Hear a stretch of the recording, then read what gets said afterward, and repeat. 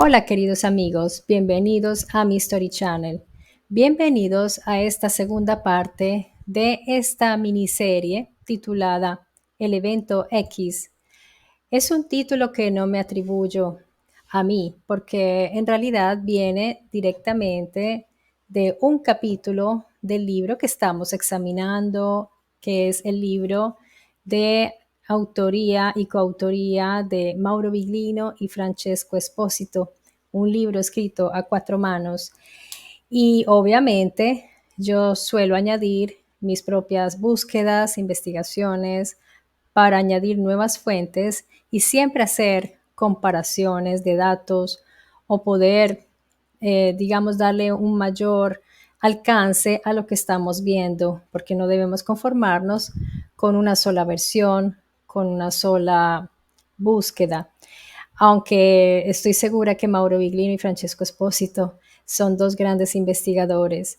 Y hablando de Francesco Esposito, en el video anterior donde expuse los paralelismos y pude hacer una comparación entre varios especialistas del tema respecto a ese momento que circunda la pasión, la muerte y resurrección de Cristo, pues no les he, digamos, dado en profundidad el pensamiento de Francesco Esposito. De hecho, aquí tengo su libro, El Apocalipsis de Jesús. Este es uno de sus libros porque ya ha escrito varios y me gustaría saber si ustedes me pueden decir en los comentarios si les gustaría que pudiéramos examinarlo porque les digo que está muy, muy bueno este libro. Sí, se acerca muchísimo al pensamiento también de Gian Bernardo Pirodi, de alguna manera también de Biglino, por supuesto, también de Bart Ehrman, tiene muchas cosas en común, pero siempre cada estudioso, cada investigador nos va a añadir un lado nuevo o un dato nuevo. Entonces me parece que no debemos dar, digamos, por sentado que ya lo hemos visto todo. Y si ustedes quieren, yo les puedo también traer capítulos de este libro, lo podemos examinar, pero yo haría videos aparte porque tiene muchísima información acerca de Jesús, de ese Jesús del cual pues muy pocos hablan para no romper esa imagen que tienen muchísimas personas muy idealizada. Pero existimos personas que nos gusta saber las verdades escuetas, las posibles verdades, porque yo ya les he dicho aquí en el canal y no me cansaré de repetirlo. Para mí hablar de los evangelios es caminar sobre hielo delgado, porque en realidad no sabemos qué dijo Jesús o qué no dijo. Desafortunadamente, él mismo no tomó la pluma para escribir. Ya existían escritos que él estudiaba. Él era un gran estudioso de las leyes y de su tradición como judío, pero no escribió. Seguramente no debía hacerlo. Es posible que si lo hubiera hecho hubiera tenido grandísimos problemas. De manera que no tenemos directamente su pensamiento, pero tenemos a todos estos comentaristas que tampoco sabemos quiénes eran exactamente, porque se empezó a escribir 60, 70 y más de 100 años después. Así que tengamos esto siempre claro cuando estamos hablando de estos escritos. Y bien, entonces como les decía, este video es la continuación del evento X. Pero antes de iniciar en sí con los argumentos que les he preparado, me gustaría hacer un par de aclaraciones, un par de premisas.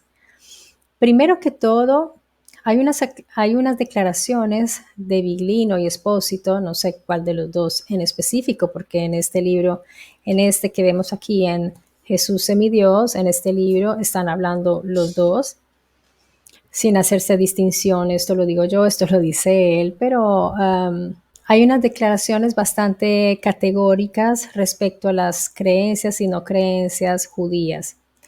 Yo quisiera en ese sentido dar mi aclaración personal, porque según lo que yo he ido encontrando al respecto. En realidad no, el judaísmo no es algo homogéneo.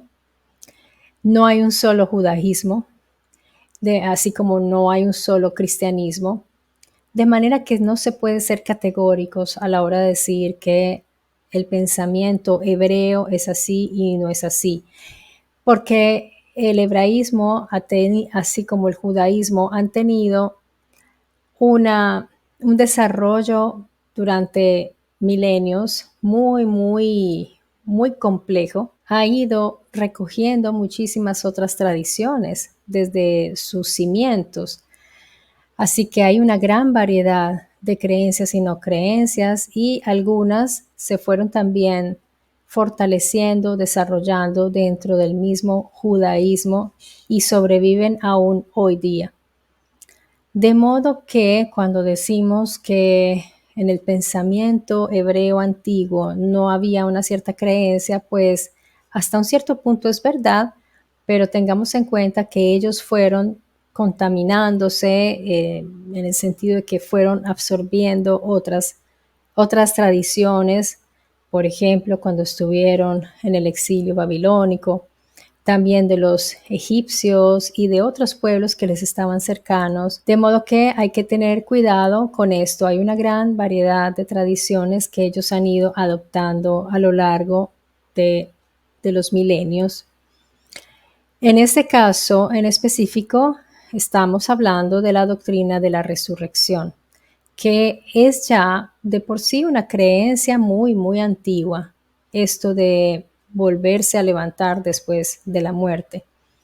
Como les decía, en el pensamiento egipcio podemos identificar algunas cosas que nos pueden llevar a pensar de que ellos pensaban de que se volvía a vivir de una u otra forma en otro lugar, y de eso les he hablado también en el canal, pero no categóricamente, porque de todas maneras son datos bastante antiguos y nosotros desde nuestro punto de vista podemos verlos de alguna manera y alterar su verdadera esencia con nuestras creencias actuales. Yo les he hablado de que posiblemente los egipcios, por ejemplo, hablaban de viajes, pero no viajes espirituales, más bien viajes intergalácticos. Pero hoy día nosotros lo tomamos como algo espiritual. Asimismo, con los hebreos se puede pensar también de esta manera, pero no podemos ser categóricos, les repito, en cuanto a estas creencias. Sin embargo, en el pensamiento hebreo antiguo, esta idea de la resurrección no era algo común, no era algo que se pensara que las personas volvieran a vivir nuevamente o fueran a vivir en un futuro. Pero sí ya se estaba introduciendo esta idea, por lo que les digo, no originaria de ellos, pero sí de otros pueblos. Entonces, en este capítulo les voy a dar un resumen breve respecto a ese desarrollo de tal doctrina, de la doctrina de la resurrección. Esta búsqueda la hice yo para poderla complementar con el argumento del libro que estamos viendo. Es conveniente no perder de vista que, de todas maneras, el pensamiento hebreo antiguo, el cual estaba forjado de una mentalidad raíz semítica antigua, en su base, en la cual allí no había ese concepto de alma, inmortalidad y omnipotencia, omniscencia, eternidad. Estas ideas fueron elaboradas y transmitidas por la tradición cristiana a través de la filosofía greco-romana. Recordemos que el pueblo de Israel continuó bajo el pacto de su Eloá Yahvé, sin ni siquiera percatarse de la revelación de salvación universal como la resurrección. De hecho, el mismo Yahvé no hace mención de esta resurrección universal, mundial. Si fuera tan importante y si fuera una idea venida de el Eloá Yahvé, pues debería haberla mencionado muchísimo y haberla recalcado desde los inicios, ¿verdad? Sería conveniente comenzar con unas preguntas. Las preguntas siempre son buenas para razonar. Por ejemplo, ¿por qué una esperanza tan importante como la resurrección no es directamente mencionada en el Antiguo Testamento por el mismo Yahvé? Yo hice una búsqueda Y hay unos textos, por ejemplo, en el libro de Daniel, Job, Ezequiel e Isaías. Esos textos son usados por los evangélicos cristianos que sostienen la teoría de la resurrección. Pero cuando los pude examinar desde el punto de vista de los escritos interlineales, o sea, el hebreo confrontado con el español, me di cuenta de que en realidad se tratan de meras interpretaciones. Sí se podría interpretar, pero también es posible que en esos textos no se esté hablando de una resurrección. Por ejemplo, en el caso de Job, me doy cuenta que allí él en realidad no está hablando de una resurrección. Él lo que dice es que cuando sabemos que Job tenía esta enfermedad, que pues no sabemos cuál era precisamente, pero le afectó su piel, tenía unas ulceraciones terribles, como una especie de sarna, algo así, o lepra, no sé qué tipo de enfermedad era. El caso es que él decía que después de desechar su piel, él vería a su Eloá, que es traducido como Dios. Entonces, claro, una persona que está leyendo en clave teológica dice, se deshará de la piel, o sea, se saldrá del cuerpo e irá a ver a Dios. Primero que todo, no está hablando de Dios, está hablando de Eloá, que ya muy bien lo sabemos, que no sabemos exactamente qué es, pero se ha interpretado como Dios, y que se deshará de la piel, puede ser esa piel que está perdiendo su piel, porque en realidad, aunque no tengamos esas enfermedades, pues nosotros también cada día perdemos algo de piel, nuestras células mueren y nos deshacemos de estas y cambiamos de piel cada día. Él en particular decía que después de que se deshiciera de esa piel, entonces eso puede ser interpretado de muchas maneras. Y si uno lo quiere ver como una resurrección, ven, hay que examinar muy bien esos textos bajo un punto de vista muy crítico y muy analítico.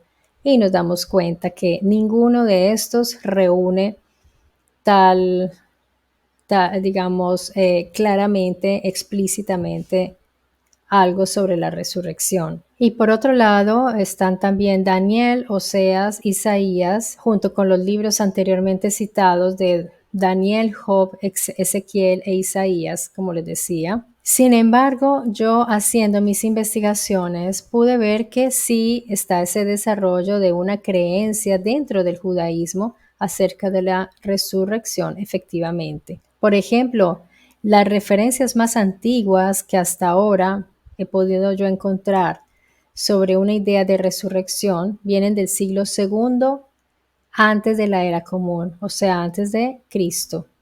El siglo segundo, 200 años antes de Cristo, ya se estaba hablando de una resurrección. Se trata de textos del Segundo Templo, como este texto que está fuera del canon, que es el libro de los Macabeos del siglo segundo antes de la era común, que es parte de los escritos deuterocanónicos aceptados en la tradición católica y ortodoxa, pero no en el canon hebreo. De todas maneras, miren, ahí se habla de la creencia en la resurrección y no es aceptado por el canon hebreo. Entonces, por eso Biglino dice que el pensamiento de la reencarnación no forma parte de digamos, del pensamiento hebreo original. Aquí están los textos, segunda de Macabeos 7, 9 al 14. Ahí se describe, por ejemplo, el martirio de una madre y sus 7 hijos que sostienen una esperanza en la resurrección. Este texto es una de las primeras menciones claras de la creencia en la resurrección en la literatura judía, o sea que sí existe como tal. En los textos de Qumran, por otro lado, en el siglo I antes de Cristo y primero después de Cristo, o sea, un intervalo de 100 años antes y 100 años después, esa línea de tiempo, están los manuscritos del Mar Muerto. Y entre estos textos de Qumran, algunos manuscritos reflejan efectivamente creencias sobre la vida después de la muerte y la resurrección. El documento de Damasco y otros textos de Qumran sugieren una creencia en la resurrección de los justos y el juicio final. Sin embargo, las referencias a la resurrección En los textos de Qumran a menudo están entrelazados con la teología apocalíptica, o sea que aquí estamos hablando ya de una literatura escatológica judía. La restauración del pueblo de Dios. Por ejemplo, Filón de Alejandría, que era un filósofo judío helenístico, también menciona la creencia en la resurrección en sus escritos, aunque a menudo presenta la idea de manera más filosófica y alegórica. En su obra de Opificio Mundi, sobre la creación del mundo, ya estamos hablando aquí de filosofía y de alegorías. Entonces, efectivamente ya se va filtrando toda esta creencia. Filón habla de la vida después de la muerte y la inmortalidad del alma. Ya habla de inmortalidad del alma, lo que sugiere una evolución de las ideas sobre la resurrección. ¿Ven cómo se va evolucionando hasta estas ideas? Josefo, Flavio Josefo, él es del siglo I después de Cristo. Él es un historiador judío, como ya les he dicho. En sus obras Antigüedades judías y la guerra de los judíos, menciona la creencia en la resurrección entre las sectas judías. Y a través de Flavio Josefo, nos enteramos, por ejemplo, de que una de las sectas más importantes judías, que eran los fariseos, tenían esta idea acerca de la resurrección. Esto, digamos, ya contexto histórico y pues ahí está consignado. Flavio Josefo es un referente vivo, muy cercano a la época de Jesús, es del primer siglo después de Cristo. Entonces, hay un desarrollo teológico sobre la creencia en la resurrección.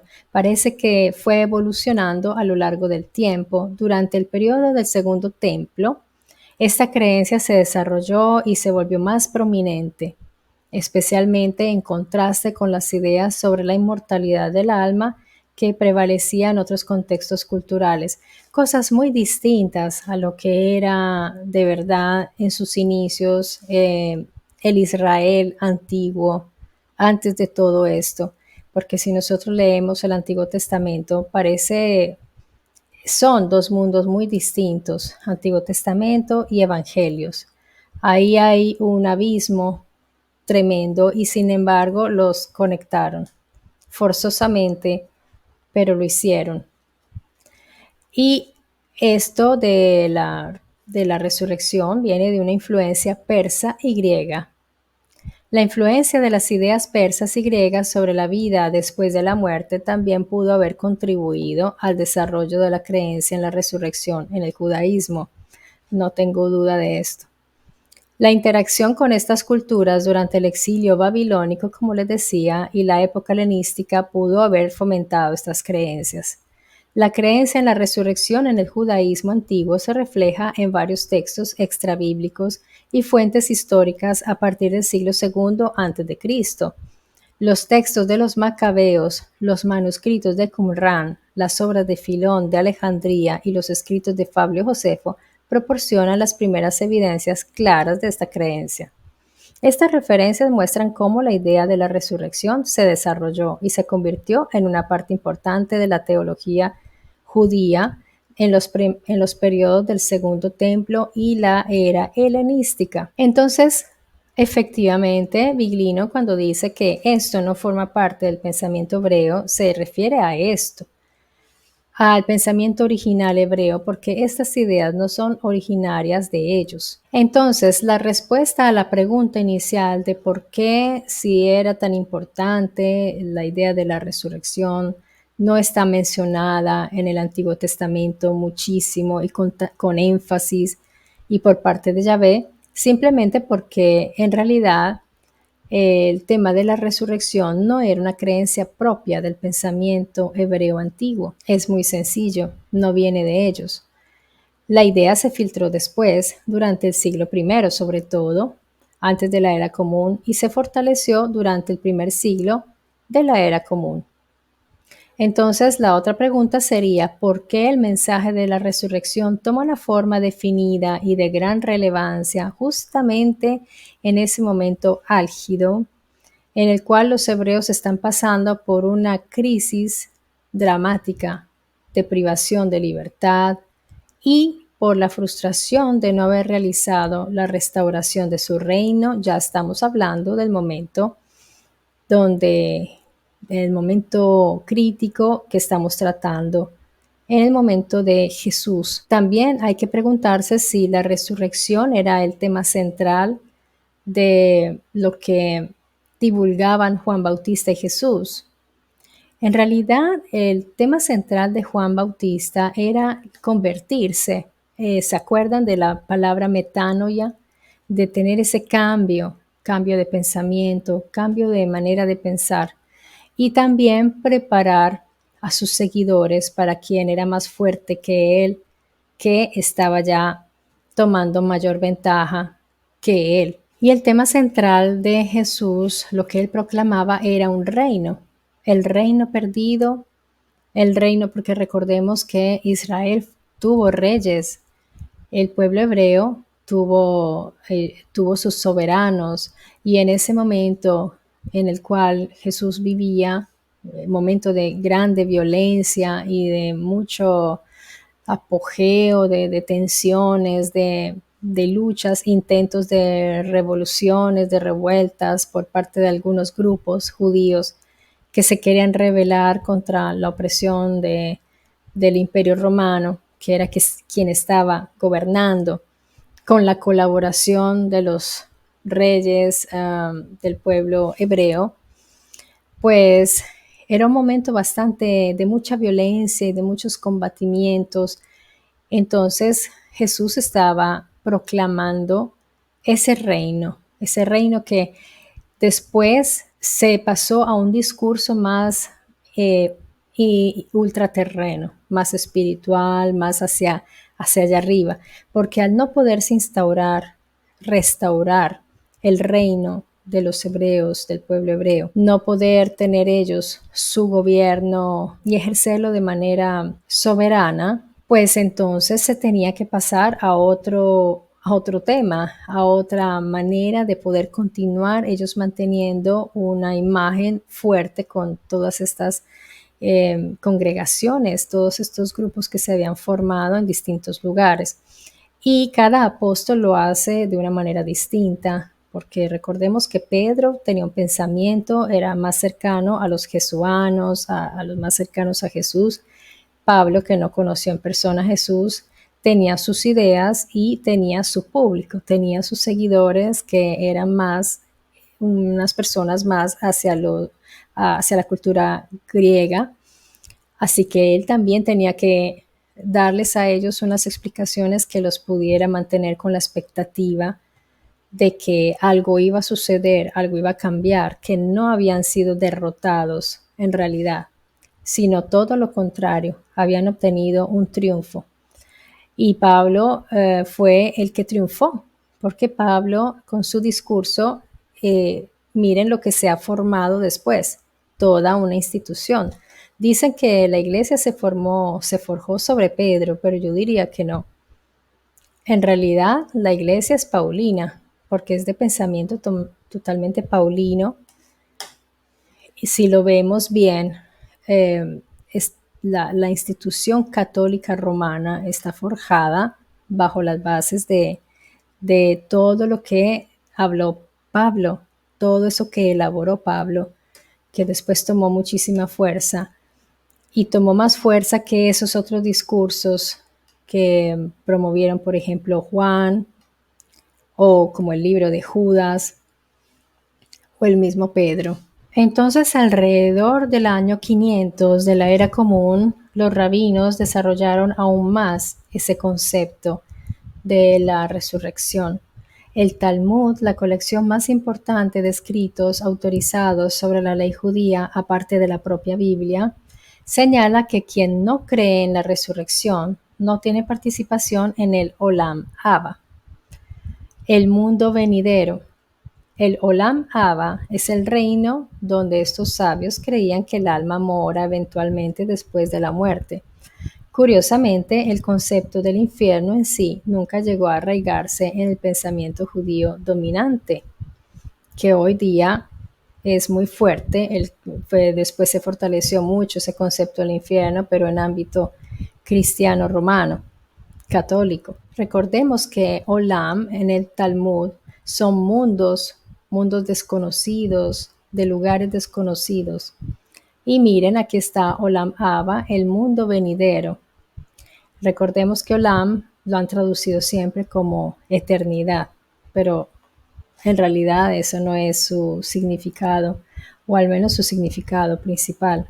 Incluso ahora el concepto de Dios dando vida a los muertos se afirma todos los días en el Amidah, una oración judía que se recita como parte de los servicios diarios de la mañana, la tarde y la noche entre los judíos. Entonces, pensemos que cuando Jesús fue ejecutado, los discípulos de las distintas congregaciones se encontraron con el problema a afrontar, porque Jesús les había dicho, en verdad os digo que no pasará esta generación hasta que todo esto suceda. El Señor mismo descenderá del cielo con voz de mando, con voz de arcángel y con trompeta de Dios, y los muertos en Cristo resucitarán primero. Luego los que estemos vivos, los que hayamos quedado, seremos arrebatados junto con ellos en las nubes para encontrarnos con el Señor en el aire.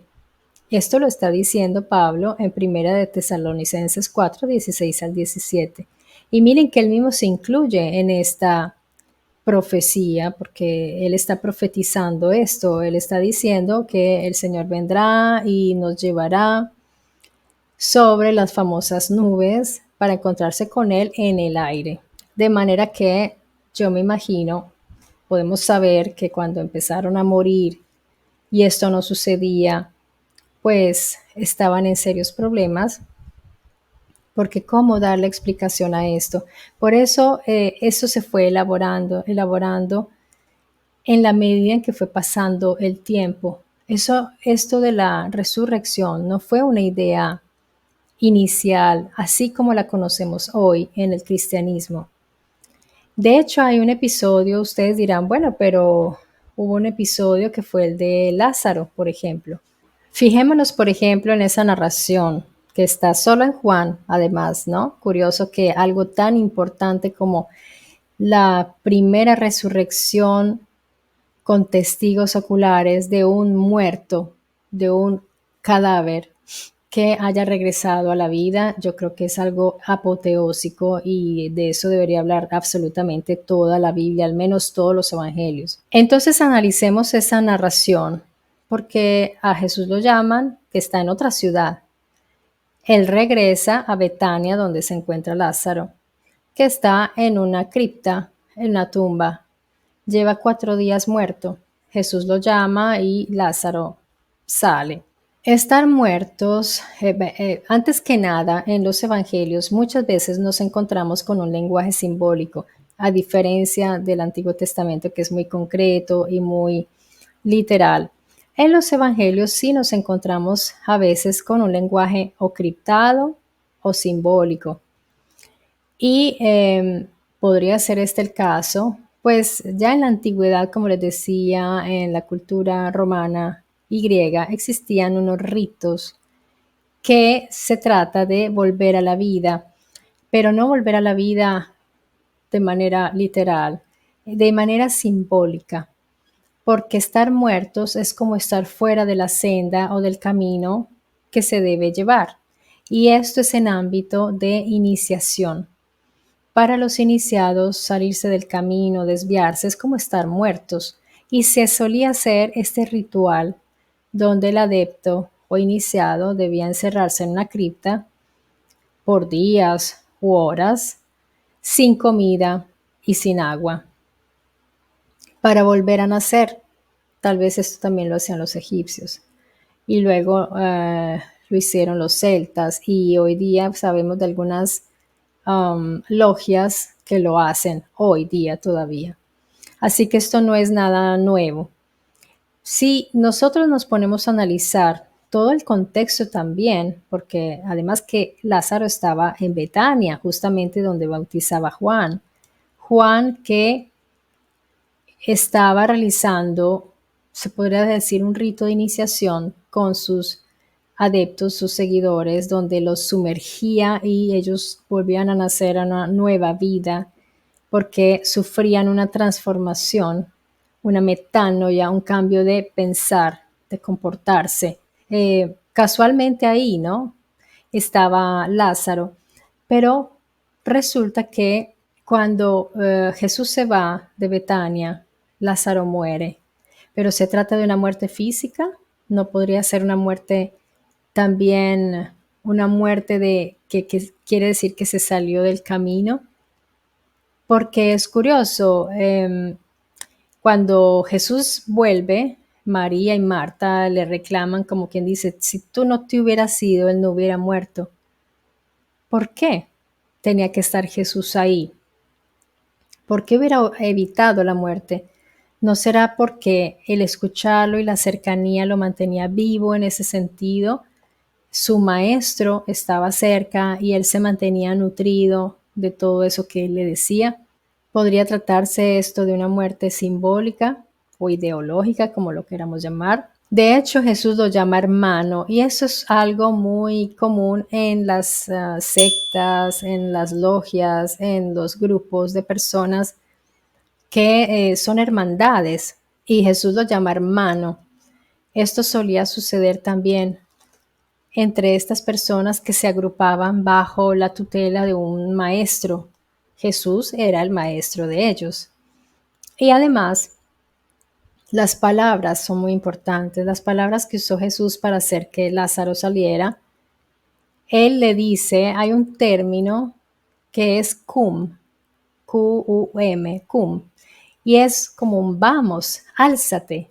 No es álzate y anda como decían. En realidad esas palabras que le atribuyen a Jesús ahí de álzate y anda, con Lázaro es un error porque es una frase que él dijo a otra persona, creo que era cuando curó a un paralítico, porque Jesús realizaba curaciones y se lo atribuyen a este momento con Lázaro, pero no está mal que lo atribuyan porque en realidad tiene mucho sentido, porque es como unas palabras de motivación. Álzate y anda, ve, vamos, vamos, álzate. Es más o menos ese el término que usó. Talita cum, vamos, álzate. Ánimo, ánimo, porque estás muerto, porque te saliste del camino, porque ya no estás vivo. Y miren que eso tiene mucho sentido. Recordemos que Jesús llora, pero si Jesús era una persona que podía dar la vida, ¿por qué si él sabía que iba a resucitarlo si estaba muerto físicamente Lázaro? ¿Por qué lloró? Es interesante, ¿no? Porque si él sabía que no estaba muerto para Jesús porque lo iba a resucitar. Hay que razonar un poco de todas estas cosas, porque le pudo haber conmovido que su amigo se ha desanimado y ya no está en el camino. Entonces él tenía que ir a decirle, vamos, ánimo, regresa al camino. Después Jesús se encontró con Lázaro, después de esa sanación.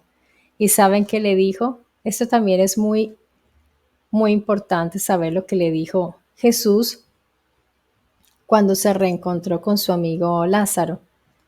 Le dijo como, oye, ten cuidado, sigue en la buena senda para que no te vuelva a suceder, no te suceda algo peor. Le dijo, estás curado, no peques de nuevo, porque no te suceda, para que no te suceda algo peor. Pecar, en realidad lo que llamamos pecar es no te equivoques, no vuelvas a cometer ese error, porque te puede suceder algo. Vean qué interesante, ¿será que uno por cometer errores o pecar se puede morir? ¿O es una muerte espiritual? ¿Es una muerte, digamos, ideológica? Porque en realidad, en ese sentido, sí.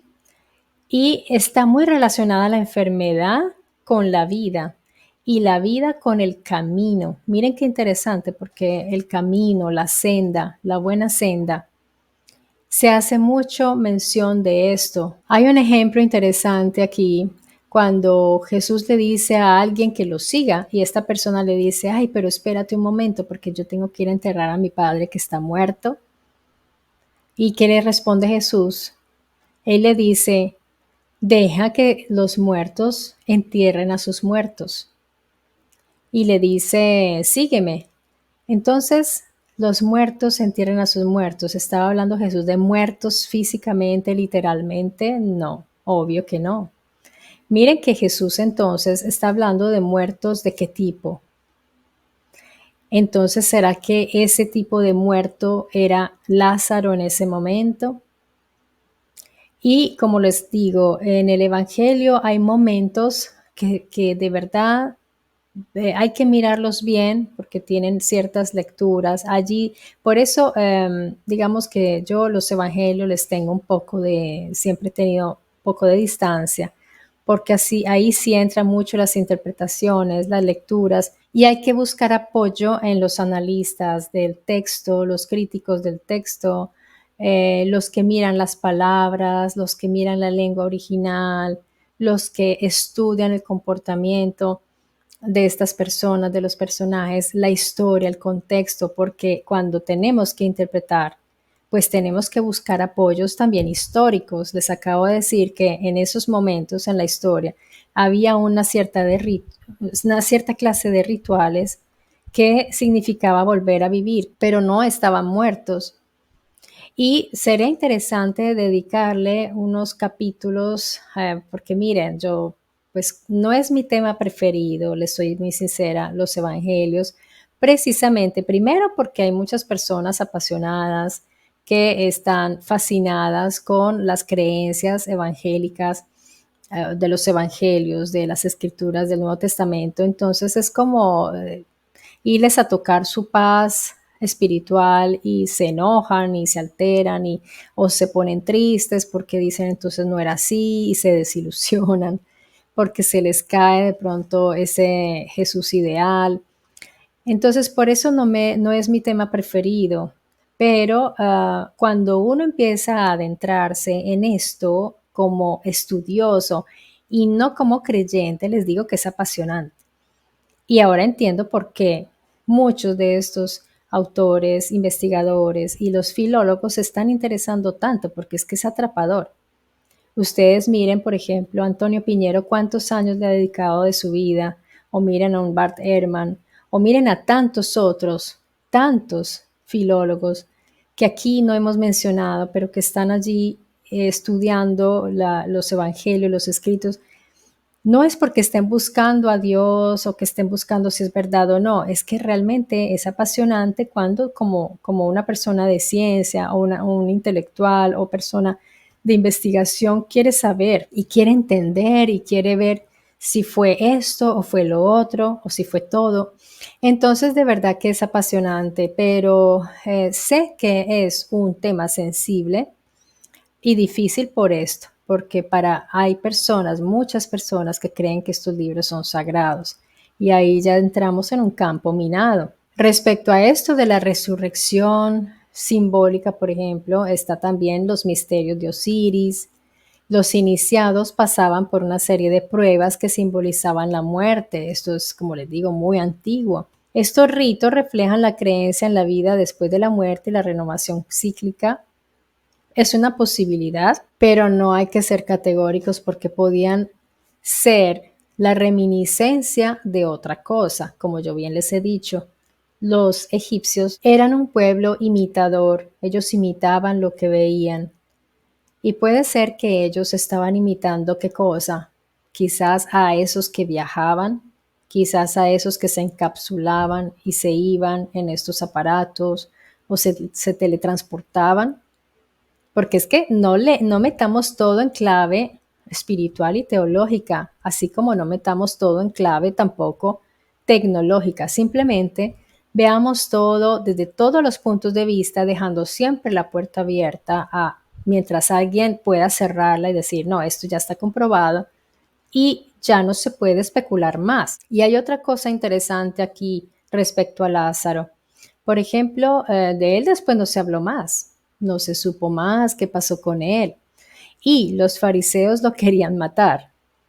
Pero es curioso por qué lo querían matar si los fariseos tenían la creencia en la resurrección. Esto de Lázaro hubiera probado que ellos tenían razón. Entonces, es algo que no tiene mucho sentido y ahí estaba la prueba de que ellos tenían razón. ¿Por qué enojarse que hubiera sucedido esto? Son las preguntas que hay que hacerse. Bueno, amigos, quienes se hayan quedado hasta aquí y solo les interesara en sí el argumento, pues se pueden ir si quieren. Entiendo que de pronto no les interesa oír mis opiniones, mis conceptos. Al final voy a dejar siempre un espacio si quiero añadir algo, si quiero meditar alguna cosa con ustedes. Y también decirles que algo importante, porque díganme ustedes si quieren ver la última fase del evento X, que es según lo que yo pienso, pues tal vez la más emocionante, que es cuando Jesús se va. Entonces, faltaría ese momento del evento X, que es cuando Jesús se va, abandona este mundo. ¿Quieren ustedes que lo desarrolle? Porque si es así, déjenme en los comentarios. Si yo veo numerosos comentarios que dicen que sí, lo desarrollo. De todas maneras, se requiere algo de tiempo porque no es así, pero pues apenas publique este video, voy a estar muy pendiente de sus mensajes porque tengo muchos temas pendientes. Recordemos que les he prometido hacer un paralelo entre los sumerólogos. Recuerden que yo les prometí que íbamos a investigar más acerca de las antiguas civilizaciones en Sudamérica, el rastro de los dioses, de los señores que venían y siguen viniendo y van en esas zonas de toda la América, porque ya hemos visto Mesopotamia, hemos visto muchos lugares, pero no hemos ido hacia América, nos faltan muchas cosas que hemos sobrevolado y estoy tratando de que vengan otros especialistas en esos temas, o sea, que no se desconecten de mi Story Channel. Otra cosa, amigos, importantísimo que estén activos con los videos, que se mantengan al día, no solamente por apoyar el canal y por hacerlo crecer, sino para que ustedes puedan estar como al tanto de todo, para que cuando lleguen a un nuevo video digan, sí, no, pues ya, claro, ya sé qué había pasado, ya sé, estoy informado, entonces que tengan más contexto de todo, porque esto va hilándose y se va formando todo como un estudio, pero un estudio hecho por muchos fragmentos, porque es así, en un solo video es imposible abarcar todo, o en dos o en tres, se necesitan años. Así que pues yo espero que me acompañen en esta hermosa aventura de compartirles lo que voy encontrando. Y respecto a Jesús, pues tratemos también de ponernos un poco en la piel de esta persona, de este hombre, que en medio de todo, él, a diferencia de Yahvé, que decía, a mí no me dejen entrar aquí personas que les falte un ojo, una pierna, o que hablen raro, o que sean raros, o que estén enfermitos, no me dejen venir acá, porque es que cuidado, porque en la asamblea, cuando él daba las indicaciones de quiénes podían entrar a sus asambleas, él decía, a mis enfermitos no me dejen entrar, personas defectuosas, porque algo pasaba allí, él decía, porque es que ahí van a estar mis malaquim. Entonces, bueno, esto es algo interesante de ver. Pero Jesús resulta que hacía todo lo contrario. Jesús se sentaba con toda la gente enfermita o deforme o con problemas sociales, con todos los marginados de esa sociedad, de ese tiempo y de ese momento. Se iba a los lugares marginales a hacer sus discursos donde no llegaban ninguno. O sea, los de la sociedad hebrea, los sacerdotes no se iban por allá donde estaban los ladrones, las prostitutas, personas que eran marginadas. Jesús llegaba hasta allá. Bien, Jesús desde que nació fue una persona, ya era un hijo ilegítimo, porque recordemos su nacimiento como fue. Así sea leyenda o no, mito o no, cuando hay mito, cuando los filólogos llaman mitología, pues ellos mismos saben que hay una base de gran verdad en eso, en esa narración. Y digamos que fueron mito, al menos Jesús, el padre de Jesús no fue José seguramente. Así que ya desde el nacimiento Jesús ya fue marcado como una persona pues distinta. Era una persona que le gustaba estar entre los adultos, le gustaba desde niño entrar al templo y escuchar. Era educado, era una persona inteligentísima, una persona que sobresalía y con unas ideas distintas y que la familia misma poco a poco lo fue también como apartando, aparte de que Jesús mismo a la madre no fue que la tratara pues así con ese amor de mamá. Él siempre puso como a raya a la mamá, tú ahí, déjame a mí hacer lo que yo tengo que hacer, tú ahí. Se lo aclaró más de una vez. Entonces, digamos que no es esa imagen de familia hermosa. En realidad, lo llamaban como que estaba fuera de sí, o sea, estaba como loco. Y en realidad Jesús se apartó de todos ellos y empezó a hacer esa obra de hablar con las personas, pero Jesús hizo muy bien em, lo que otros candidatos a Mesías no pudieron hacer. Él sí fue capaz de tener esa inteligencia política de la cual nos hablaba Pirodi aquí en el canal. Y en realidad también lo sustenta muy bien Francesco Espósito en su libro, porque Jesús lo manejó muy bien. De hecho, él comía con los fariseos, eso está documentado. Esto no es un chisme mío, está todo documentado. Él cenaba con los fariseos, aunque los celotes y los esenios no es que lo vieran así, pues como porque eran más radicales, pero Jesús él supo tratar con todos, entonces algunos, los más radicales como los celotes, no lo veían con buenos ojos porque decían, este tipo qué, se está reuniendo con los fariseos, con estos, con los otros, tiene un amigo Nicodemo que él también es del Sanedrín, o sea, les parecía eso como desconfianza. Pero Jesús le agradaba a estos del Sanedrín, a estos fariseos, no a todos, pero a algunos les agradaba, porque Jesús era uno que hablaba muy bien. Era una persona interesante, pienso yo, de todo eso que voy encontrando. No era una persona común, Jesús. Eso sí lo pueden tener por seguro. Y pues se podría ahondar en esa persona humana o persona medio humana, semidios, porque de todas maneras, si él vino al mundo, como dice ahí, pues no era una persona normal. Así que y ya de por sí haciendo a un lado toda esa historia, igual hoy estamos hablando de él, por algo es.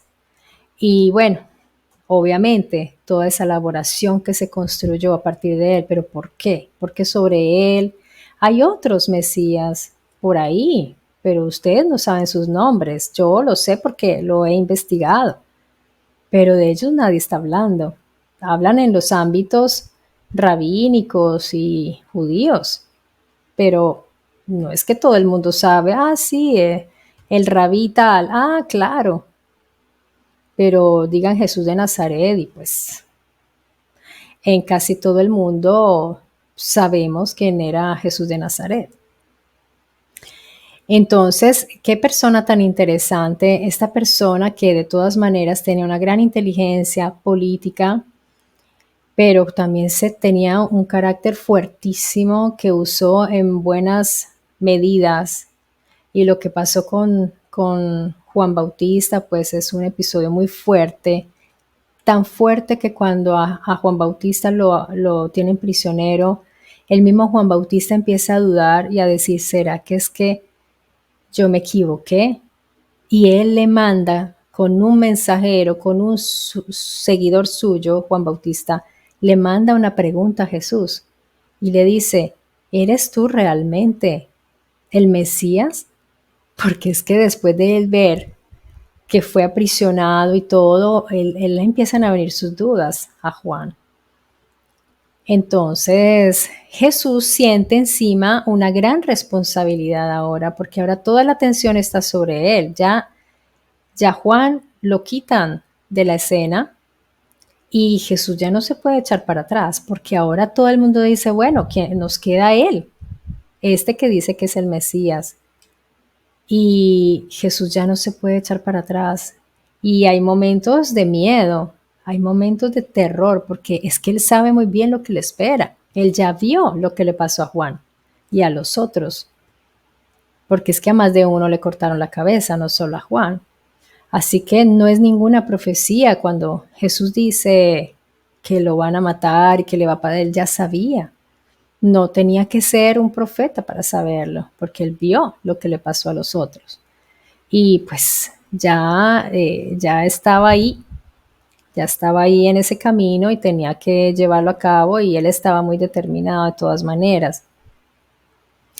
Jesús logró reunir también a muchas personas en su campaña, también estratégicamente pensó en estas personas del pueblo, en todas estas personas marginadas, porque él los ayudó, él les dijo, oiga, venga, yo como con usted igual que con el otro. Entonces eso, ellos le empezaron a tomar un aprecio enorme y decir, él sí nos habla, él sí piensa que somos importantes, pues dan la vida por él.